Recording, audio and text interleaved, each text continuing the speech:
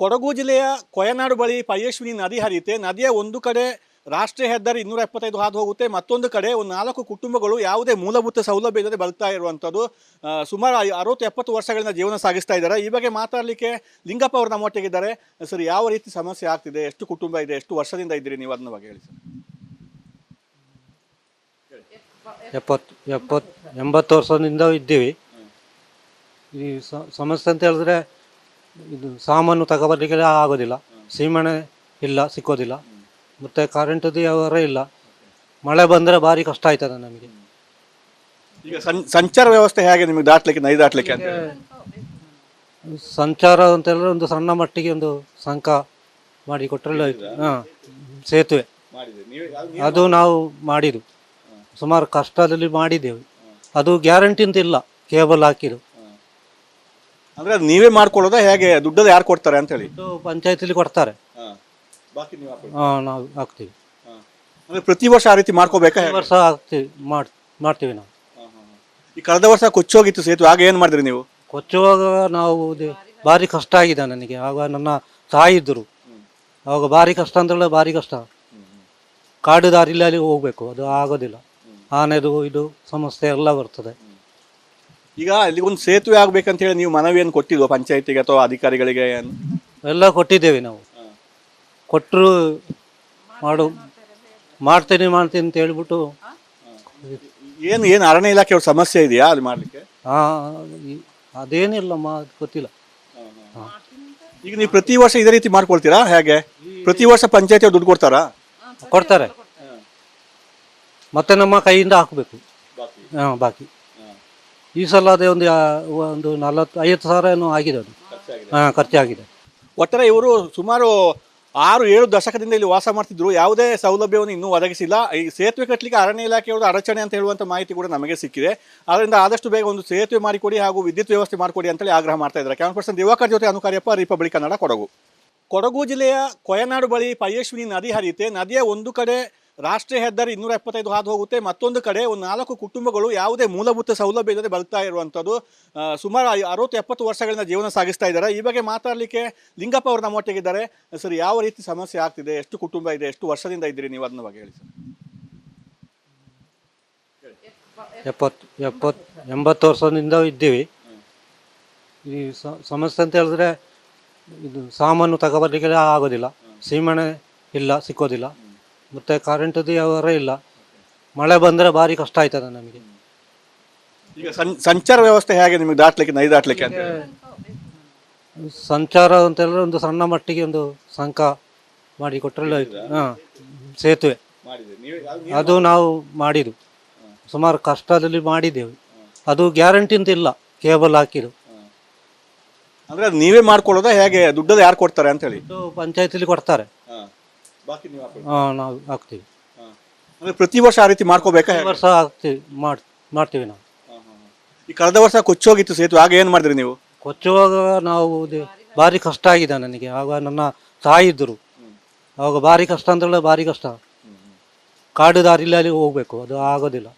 ಆನೆದು ಇದು ಸಮಸ್ಯೆ ಎಲ್ಲ ಬರ್ತದೆ. ಈಗ ಅಲ್ಲಿ ಒಂದು ಸೇತುವೆ ಆಗ್ಬೇಕಂತ ಹೇಳಿ ನೀವು ಮನವಿಯನ್ನು ಕೊಟ್ಟಿದ್ವು ಪಂಚಾಯತಿಗೆ ಅಥವಾ ಅಧಿಕಾರಿಗಳಿಗೆ? ಎಲ್ಲ ಕೊಟ್ಟಿದ್ದೇವೆ ನಾವು. ಕೊಟ್ಟರು ಮಾಡ್ತೀನಿ ಅಂತ ಹೇಳ್ಬಿಟ್ಟು. ಏನು ಅರಣ್ಯ ಇಲಾಖೆ ಅವ್ರ ಸಮಸ್ಯೆ ಇದೆಯಾ ಅಲ್ಲಿ ಮಾಡ್ಲಿಕ್ಕೆ? ಅದೇನಿಲ್ಲ, ಗೊತ್ತಿಲ್ಲ. ಈಗ ನೀವು ಪ್ರತಿ ವರ್ಷ ಇದೇ ರೀತಿ ಮಾಡ್ಕೊಳ್ತೀರಾ ಹೇಗೆ? ಪ್ರತಿ ವರ್ಷ ಪಂಚಾಯತಿ ದುಡ್ಡು ಕೊಡ್ತಾರಾ? ಕೊಡ್ತಾರೆ, ಮತ್ತೆ ನಮ್ಮ ಕೈಯಿಂದ ಹಾಕಬೇಕು ಬಾಕಿ. ಈ ಸಲ ಅದೇ ಒಂದು 40-50 ಸಾವಿರ ಏನೋ ಆಗಿದೆ, ಅದು ಖರ್ಚಾಗಿದೆ. ಒಟ್ಟಾರೆ ಇವರು ಸುಮಾರು 6-7 ದಶಕದಿಂದ ಇಲ್ಲಿ ವಾಸ ಮಾಡ್ತಿದ್ರು. ಯಾವುದೇ ಸೌಲಭ್ಯವನ್ನು ಇನ್ನೂ ಒದಗಿಸಿಲ್ಲ. ಈ ಸೇತುವೆ ಕಟ್ಟಲಿಕ್ಕೆ ಅರಣ್ಯ ಇಲಾಖೆಯವರು ಅಡಚಣೆ ಅಂತ ಹೇಳುವಂಥ ಮಾಹಿತಿ ಕೂಡ ನಮಗೆ ಸಿಕ್ಕಿದೆ. ಆದ್ದರಿಂದ ಆದಷ್ಟು ಬೇಗ ಒಂದು ಸೇತುವೆ ಮಾಡಿಕೊಡಿ ಹಾಗೂ ವಿದ್ಯುತ್ ವ್ಯವಸ್ಥೆ ಮಾಡಿಕೊಡಿ ಅಂತೇಳಿ ಆಗ್ರಹ ಮಾಡ್ತಾ ಇದ್ದಾರೆ. ಕ್ಯಾಮರಾ ದಿವಾಕರ್ ಜೊತೆ ಅನುಕಾರ್ಯಪ್ಪ, ರಿಪಬ್ಲಿಕ್ ಕನ್ನಡ, ಕೊಡಗು. ಕೊಡಗು ಜಿಲ್ಲೆಯ ಕೊಯನಾಡು ಬಳಿ ಪಯ್ಯಶ್ವಿನಿ ನದಿ ಹರಿಯುತ್ತೆ. ನದಿಯ ಒಂದು ಕಡೆ ರಾಷ್ಟ್ರೀಯ ಹೆದ್ದಾರಿ 275 ಹಾದು ಹೋಗುತ್ತೆ, ಮತ್ತೊಂದು ಕಡೆ ಒಂದು 4 ಕುಟುಂಬಗಳು ಯಾವುದೇ ಮೂಲಭೂತ ಸೌಲಭ್ಯ ಇಲ್ಲದೆ ಬದುಕ್ತಾ ಇರುವಂಥದ್ದು. ಸುಮಾರು 60-70 ವರ್ಷಗಳಿಂದ ಜೀವನ ಸಾಗಿಸ್ತಾ ಇದ್ದಾರೆ. ಈ ಬಗ್ಗೆ ಮಾತಾಡಲಿಕ್ಕೆ ಲಿಂಗಪ್ಪ ಅವರು ನಮ್ಮೊಟ್ಟಿಗಿದ್ದಾರೆ. ಸರ್, ಯಾವ ರೀತಿ ಸಮಸ್ಯೆ ಆಗ್ತಿದೆ, ಎಷ್ಟು ಕುಟುಂಬ ಇದೆ, ಎಷ್ಟು ವರ್ಷದಿಂದ ಇದ್ದೀರಿ ನೀವು, ಅದನ್ನ ಬಗ್ಗೆ ಹೇಳಿ ಸರ್. 80 ವರ್ಷದಿಂದ ಇದ್ದೀವಿ. ಈ ಸಮಸ್ಯೆ ಅಂತ ಹೇಳಿದ್ರೆ ಇದು ಸಾಮಾನು ತಗೊಬರ್ಲಿಕ್ಕೆ ಆಗೋದಿಲ್ಲ, ಸೀಮೆಣ್ಣೆ ಇಲ್ಲ, ಸಿಕ್ಕೋದಿಲ್ಲ, ಮತ್ತು ಕರೆಂಟದು ವ್ಯವಹಾರ ಇಲ್ಲ. ಮಳೆ ಬಂದರೆ ಭಾರಿ ಕಷ್ಟ ಆಯ್ತದೆ ನಮಗೆ. ಈಗ ಸಂಚಾರ ವ್ಯವಸ್ಥೆ ಹೇಗೆ ನಿಮಗೆ ದಾಟ್ಲಿಕ್ಕೆ ನದಿ ದಾಟ್ಲಿಕ್ಕೆ ಅಂತ ಹೇಳಿ?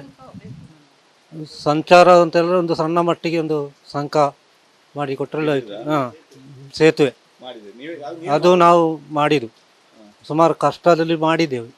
ಅದು ಗ್ಯಾರಂಟಿ ಅಂತ ಇಲ್ಲ, ಕೇಬಲ್ ಹಾಕಿದ್ದು. ಅಂದ್ರೆ ಅದು ನೀವೇ ಮಾಡ್ಕೊಳ್ಳೋದಾ ಹೇಗೆ? ದುಡ್ಡಲ್ಲಿ ಯಾರು ಕೊಡ್ತಾರೆ ಅಂತ ಹೇಳಿ? ಇದು ಪಂಚಾಯತಿಲಿ ಕೊಡ್ತಾರೆ, ಹಾಂ, ನಾವು ಹಾಕ್ತೀವಿ. ಅಂದ್ರೆ ಪ್ರತಿ ವರ್ಷ ಆ ರೀತಿ ಮಾಡ್ಕೋಬೇಕಾ ಈ ಹೇಗೆ? ವರ್ಷ ಹಾಕ್ತೀವಿ, ಮಾಡ್ತೀವಿ ನಾವು. ಈ ಕಳೆದ ವರ್ಷ ಕೊಚ್ಚೋಗಿತ್ತು ಸೇತುವೆ, ಆಗ ಏನ್ ಮಾಡಿದ್ರಿ ನೀವು? ಕೊಚ್ಚುವಾಗ ನಾವು ಭಾರಿ ಕಷ್ಟ ಆಗಿದೆ ನನಗೆ. ಆಗ ನನ್ನ ತಾಯಿ ಇದ್ದರು, ಆವಾಗ ಭಾರಿ ಕಷ್ಟ ಅಂದ್ರೆ ಭಾರಿ ಕಷ್ಟ.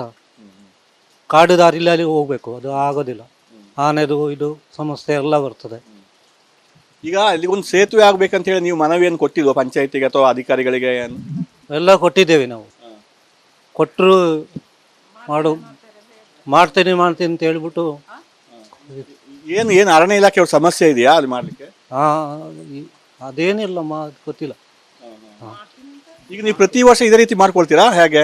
ಪ್ರತಿ ವರ್ಷ ಪಂಚಾಯತಿ ಅವ್ರು ದುಡ್ಡು ಕೊಡ್ತಾರಾ? ಕೊಡ್ತಾರೆ, ಮತ್ತೆ ನಮ್ಮ ಕೈಯಿಂದ ಹಾಕಬೇಕು. ಹಾಂ, ಬಾಕಿ ಈ ಸಲ ಅದೇ ಒಂದು 40-50 ಸಾವಿರ ಏನೋ ಆಗಿದೆ, ಅದು ಹಾಂ, ಖರ್ಚಾಗಿದೆ.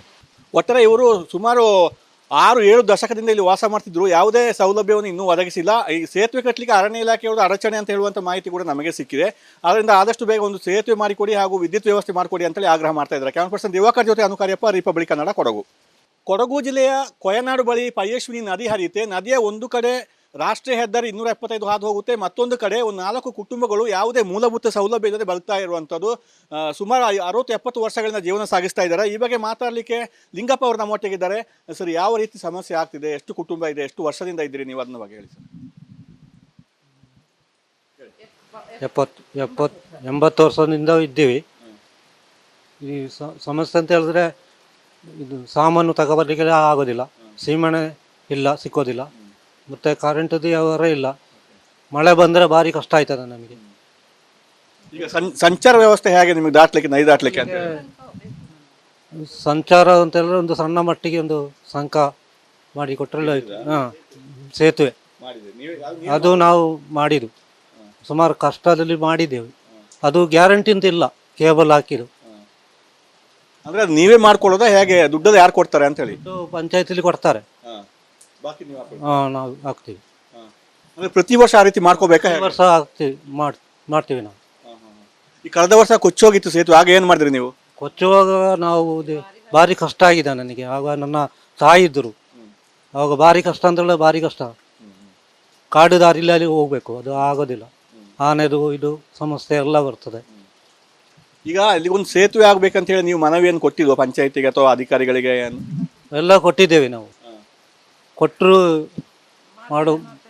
ಮಾಡ್ತೀನಿ ಅಂತ ಹೇಳ್ಬಿಟ್ಟು. ಏನು ಏನು ಅರಣ್ಯ ಇಲಾಖೆ ಅವ್ರ ಸಮಸ್ಯೆ ಇದೆಯಾ ಅಲ್ಲಿ ಮಾಡ್ಲಿಕ್ಕೆ? ಅದೇನಿಲ್ಲ, ಗೊತ್ತಿಲ್ಲ. ಈಗ ನೀವು ಪ್ರತಿ ವರ್ಷ ಇದೇ ರೀತಿ ಮಾಡ್ಕೊಳ್ತೀರಾ ಹೇಗೆ? ಪ್ರತಿ ವರ್ಷ ಪಂಚಾಯತಿ ಅವ್ರು ದುಡ್ಡು ಕೊಡ್ತಾರಾ? ಕೊಡ್ತಾರೆ, ಮತ್ತೆ ನಮ್ಮ ಕೈಯಿಂದ ಹಾಕಬೇಕು.